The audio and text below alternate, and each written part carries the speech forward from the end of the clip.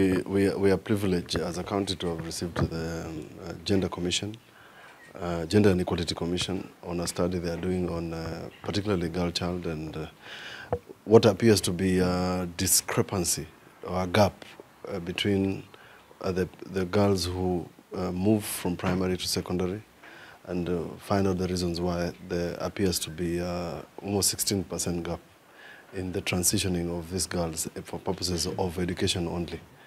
Although they have recognized that we have a good rate in terms of our education portfolio, that is bothering them, and they need some answers as to why that happens. So they are going to go to 12 schools, interview some gender champions, interview our officers to get this conversation going.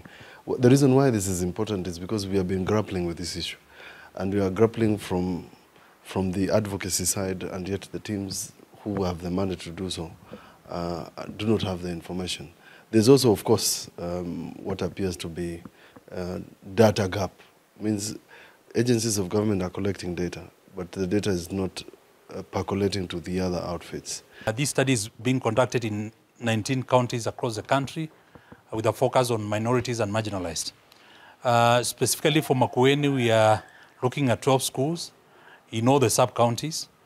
And, you know, as we're going about starting this process, one of the most disturbing cases came to our attention this morning of a school in Kilome called Kiongwani Girls, where a Form 4 student, a young girl, was sent home last time because she was found with 3 pieces of chewing gum in her pocket. Alikuwa amepatikana na PKs, tena hiyo case ikafanya tena arudishwe nyumbani, kwa maana niliambiwa lazima ninunulie kila mtoto PK 3 kulingana na zile alipatikana nazo, ambayo ni jambo kwangu kama mzazi imenilemea kabisa, maana inahitaji 16,800.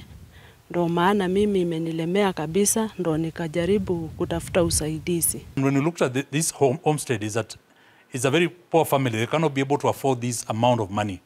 And yet, this kid is supposed to be in school preparing for a final exam. What happens is that the school has punished both the student and the parent. Because what fault has the parent done to demand for this high level of punishment in terms of monetary value? So we condemn it in the strongest terms as a commission, and shortly after our courtesy call with the county commissioner, we are going to the school to establish what really happened and to demand that this kid be reinstated back to school immediately without any conditions.